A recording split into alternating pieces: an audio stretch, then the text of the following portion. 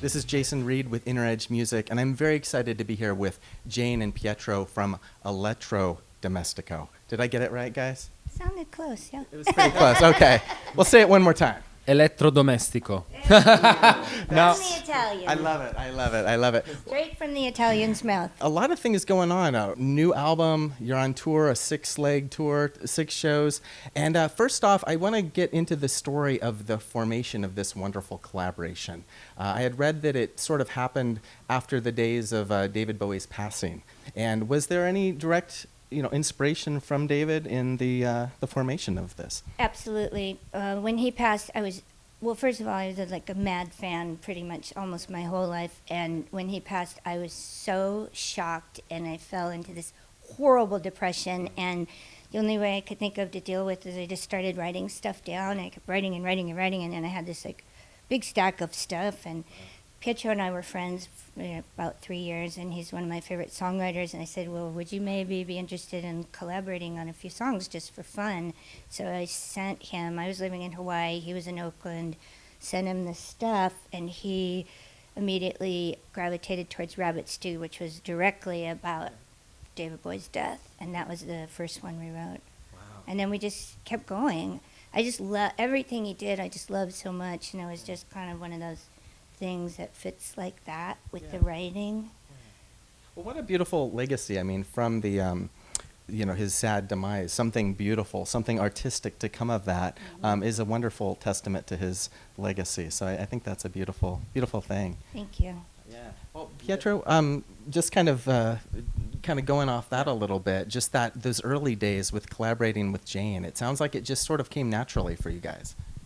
Well, he definitely. I guess David Bowie gave us some good luck. It was like the first thing to come out of it. And I would have loved to collaborate with Jane. I never really had even the courage to ask her to write music together. We were. So did you know she was a fan? She said that she was one of your. No, I mean, in the past, before that, I had recorded an album at her studio. So she was familiar with the music that I did, and a few times we played a few shows together, actually with the band that I had, and was like she helped, sang some vocals on a few shows. So I was already very stoked about that. So when she sent me the lyrics for Rabbit Stew, I was just blown away. I really connected with the lyrics. I love Jane's songwriting and her ways with words, and something even different for me happened. Well, as soon as I received the words, immediately I had some sort of music for it, and really? I literally sent her the song a few hours later, and it was and it happened that way with all the lyrics. It's just there's this it was something that hadn't happened to me previously. Connectivity, yeah. Wow. I feel almost I would extract the music from the lyrics, almost the music was already there, but they just needed to be extracted from the music. I like to see it that way. But well, that's an interesting thing. And for you, Jane, putting down the lyrics and then having his accompaniment sort of to that, when you heard the musical aspect, was it that's kind of what I was envisioning? Or were there some surprises? Did he throw some things and you were like... I was constantly surprised because, I think I'm his biggest fan because, he has a way of doing simple chord progressions, but they just, over the course of a song, he just doesn't do... I'm so used to, your verse, your chorus, your verse, your chorus, your solo, and everything he does, everything just weaves around, and simple chord progressions sort of turn upside down, and it's slightly challenging to learn the songs for me because, it made me feel kind of dyslexic at times, but... You're flipping the script on me here too much, yeah. But, I don't know, what he does is, so natural, and it's so, he's just this guy that's, basically made of music. That's a wonderful compliment. But I see it in the other way as well, because for me it was a new way of writing music, and having the lyrics kind of dictate also where things were going made for interesting. I would try to basically leave the words as intact as possible without changing them too much, and that gave way to interesting chord progressions or arrangements that I wouldn't probably have thought of if the words already kind of weren't going in that direction. So Definitely. And we were talking off camera about the sort of the thematic aspects of this whole project and how creative and how abundant it is. It's such fertile, feels like such fertile ground. And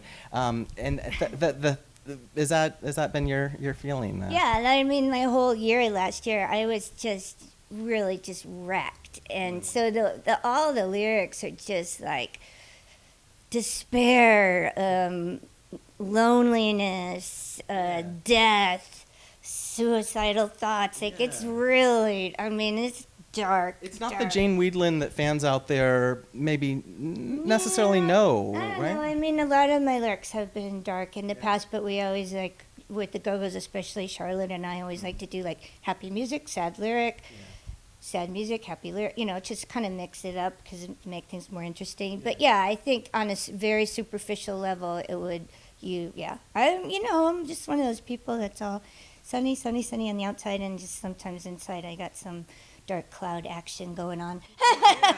Well, talk about authenticity, and I think that's one reason I've always respected you, Jane, your authenticity in expressing feelings or sentiments or views without, the pretense that sometimes I think artists have.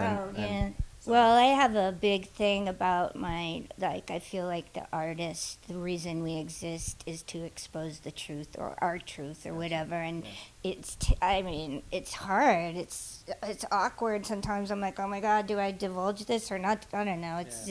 But I think it's really important. And I think that it's a way to connect with people when you're truthful. Yeah.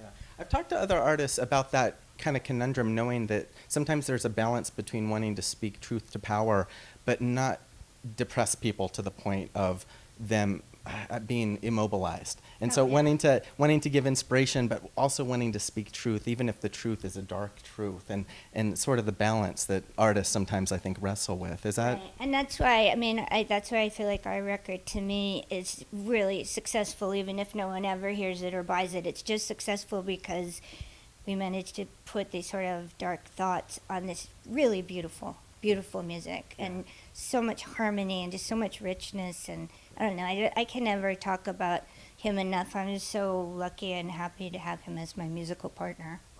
Well, It's an absolutely mutual thing. I mean, we just have fun harmonizing together and singing. I think we've both collaborated, obviously Jane a lot longer than me, but like with other people where, there's the harmony is the main thing, the harmony, among two people, and it's not always easy. And when you have, I think because also on a artistic level, we just didn't give each other any breaks. It was like we're both very like creative people, so it's like if she throws an idea at me, I like take it and run with it, or vice versa. So there's no breaks. So we just kept, just keep going, and it's a rare thing to collaborate in that sense because. Everyone, that has something valid to say wants their opinion to come through or something like that. In this case, it seems like we've both been very... Unguarded, I would say, because, people don't want to be hurt, and people are guarded because of that. And songwriting is about as exposed as you can get, and you have to find a way to have a mutual language where you're able to express yourself and your ideas and your concerns without hurting the other person. And I don't think we ever had a moment last year when we wrote those songs where I never felt like hurt by anything you said to me, and like your ideas for improvements on stuff were always good and right. So, and hopefully vice versa too. So that's beautiful. I mean, that authenticity, that directness, the communication, it sounds like it's really yielded beautiful things. And speaking of beautiful things, despite the sort of heavy content of this album, the music videos, I wanted to mention the music videos. Talk about creative. Aloha is a very positive, flowery thing. Isn't it? So it doesn't necessarily fit the bill of the dark thematic stuff. But the other ones more so, and definitely the Night Blind music video.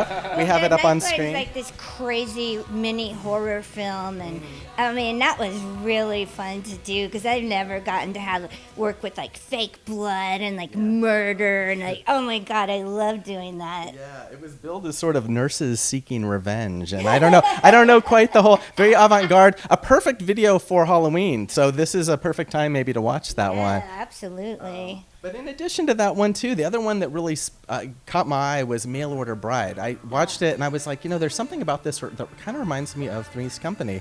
And lo and behold, I read about it and I was correct. Interesting story about that. The Oasis Club in San Francisco, you had a hookup, a connection there, and you guys were able to go there and piggyback on a production that was already sort of happening. Yeah, they were doing a live production of Three's Company, and they had built this great set that looks just like that apartment. Wow. And that's where we did the video, and we just had so much fun. And I think the best thing about our videos is they were done for almost zero money, and we just approached friends, none of whom had made videos before, and said, hey, do you want to do a video? And pretty much everyone said yes. I mean, we approached friends that were already creative in some kind of area. So it just was like nonstop fun. And I have to say, in this business, to be able to always have fun recording and making videos and stuff, it's like pretty much unheard of. I remember just feeling like videos were the most torturous thing, and I hated them. And you certainly somebody who back in the day did your time with a lot of big budget theatrical stuff, the Go-Go's, all that. When I think of the money that was spent on videos, it was the first Go-Go's videos were made for like $6,000, $10,000, which still is a lot more than we spent. And then later on, it was like 200,000, 300,000, and you're not even thinking about it because you're just on this roll. But you're like, you want me to water ski in this one? How's that going to work? Yeah. That was nuts. That was like in the day when the record business was like thriving. Not like now. Not like now. Things are certainly different, and just money being tossed around. Yeah. But there is something about the lean and mean, kind of back to basics. I mean, certainly your punk roots, Jane. And do you find that sometimes having that just sort of hand to mouth, real minimalized, it's all about the music kind of hungry element, is bringing you back to your roots in some respects? Totally. Yeah. And loading the van and stuff is bringing me back to my roots too. No roadies, no manager, no record company. It's just us out there with our friends Joe and Don, who are playing with us on this tour. And I mean, all of us are just old fogies, but anyways, we're not 20-year-old youngsters or whatever, but we're just loving it because we're doing what we love, and all we care about is music, so that's what we're doing. Yeah, it's very DIY, and I think that's very true to the origins of Jane, and certainly with you. Another question for you guys: when we do interviews, I always like to ask artists about their early influences, and more specifically, the very first album or 45 or cassette or whatever it may have been, purchase that you made musically. I always feel like it gives some interesting insight into artists. A lot of times people will laugh because sometimes it's an embarrassing thing to admit, but every first is important. And for you, what was your first? I just have this memory of listening to a 45 of Bohemian Rhapsody, and I would just listen to the really sad part in the beginning and then just go back and just because I don't know just that emotiveness. I was always a sucker for very emotive music that would almost bring me to the brink of crying or something. I don't know. I just torture myself, and I remember listening to that over and over, and I did that often. In my life.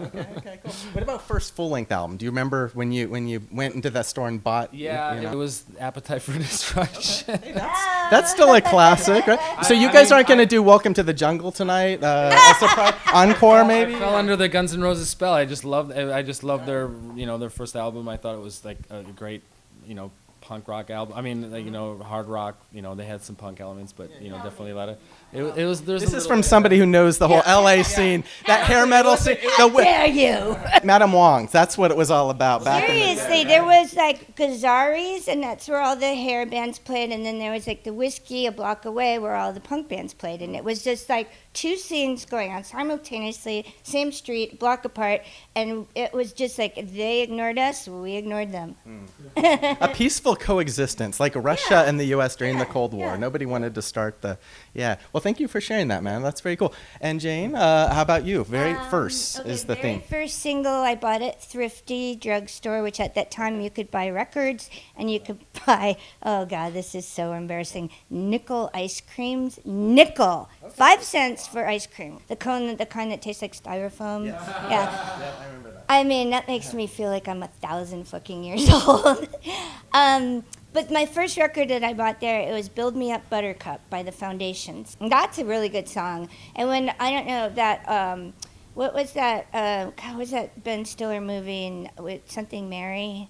Something Something about with Mary. with Jonathan Richman singing and all that. Yeah, and then it actually had "Build Me Up, Buttercup" in it, and I was really happy that it came back because it was a great pop song.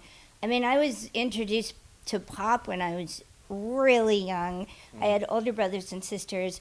My brother brought home the first Beatles album, well, the first American Beatles album, Meet the Beatles, and so I started listening to a lot of Beatles from about the age, I think I was about 5 or 6, Wow, like okay. really young. Okay. Yeah. Also a common thread, the musicians that we interview often either the Beatles Oh, or the yeah. Rolling Stones. Yeah, of course. The- I mean, yeah, I didn't see how you couldn't have them in your background. But, you know, obviously over time you move on and you kind of find your own groove or whatever. When I was a teenager, I discovered glitter rock, well, David Bowie. And from David Bowie, I found Roxy Music and Sparks and just a ton of really great, really theatrical music. And before that, there hadn't really been theatrics. Yeah. And I really gravitated towards that. And then out of that movement, all the kids I knew that became punks in 1976, we pretty much all came from the glitter rock scene. Gotcha. So it was kind of this progression. Yeah. Well, Jane, you just mentioned a band that I had the pleasure of actually talking to backstage last Sunday, and your name came up, and it was a certain pair of brothers. And right here, got this signed. One of my goals in life was to get the Cool Places 12-inch, so of course we'll get it signed here after the interview. I know. And yeah, I think Ron may have kind of signed over. Yeah, I was sort of like, Ron, you're not on the cover, but we'll make sure that Jane gets her comeuppance here.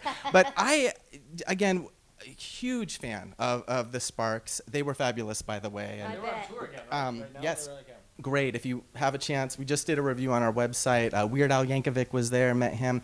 Really? So it was played with him like 4 or 5 months ago at. Oh yeah, that's right. We did a benefit show in LA that he was at. He's so nice. He's such a charitable Oh, guy. yeah, He he's does a so many good guy. philanthropic things. Yeah. But one of my favorite new wave albums, Sparks in Outer Space, featuring you so prominently and so wonderfully. And one of my goals in life, one of my fantasies that I said in the Sparks interview, is to do a duet. Not tonight, but someday if I ever do karaoke with you, I would love to do either Cool Places or even Lucky Me, Lucky You. That was your voice on that, right? Or no? Yeah. So that song I love in particular. a little bit right now. Yes. We were marooned on a tropical. I don't even remember the words. Okay. Blah, Okay. blah, blah, blah, blah, blah. Lucky me, lucky you. Lucky me, lucky you. Yeah. You just karaoke with Jay. Hey. Give me a fist bump on. You guys you helped me fulfill one of my lifelong goals. Thank you so much, Jane. And final words here again. The new album just came out October 20th. If you're a boy or a girl, available for download on your Bandcamp, digital. A lot of opportunities to get that album. Yeah. And Yeah, I hope people will check it out. I really do. Very proud of it. Yeah, we made all the videos to also, please our audience that wants to have the music tied together. People can check us out. We're a lot of videos on YouTube now. And once again, we are Elettrodomestico. well, guys, again, be sure to check these guys out if they tour for another round. Hopefully, there'll be some more touring after this leg, Yeah. and a lot of great stuff. So thank you both for your time. It was a real pleasure. Thank you, Jason. And best of luck. Thanks, All right. Christina, camera girl.